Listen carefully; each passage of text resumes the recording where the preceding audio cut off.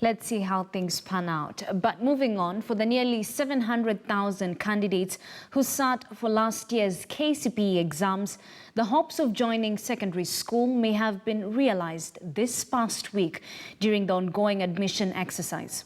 But for a silent majority, the dream has failed to become a reality after poverty coupled with hard economic times made it impossible for some parents to enroll their children into high school. KTN's Timothy Otieno now reports on how some individuals are now stepping in to save the situation for helpless teenagers where parents and the government have failed to do so. Take a look. Miriam Daudi considers herself very lucky. Just less than 24 hours ago, her daughter, 13-year-old Helen Siokau, was admitted at St. Anne Girls Secondary School in Nairobi. She is among the almost 1 million 2019 KCSE candidates who were promised a 100% transition into high school by the government. But Helen's real savior is not her mother.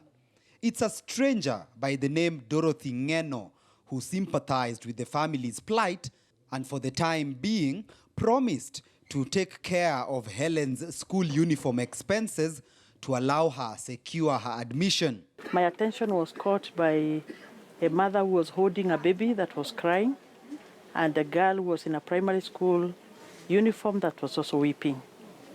So as I was actually opening my car to leave, I just asked her why the girl was crying, and she told me that they had been admitted to the school, but they didn't have any fees at all, and they did not know what to do. Yani wakati niambiwa niende sasa nikatafuta hiyo pesa. Monday nikuje. Nilizungusha kichwa nikawa sijui sasa nitafanya nini. Today, Dorothy formally met Miriam at her home in Nairobi's Mathare slums. Just hours ago, the two ladies were complete strangers, but now their blossoming friendship has seen Helen secure her place in school, even though her fees is yet to be paid. Mimi matarajio yangu nilikuwa nataka asome tu mpaka aende mpaka university. Ndio ndoto yake.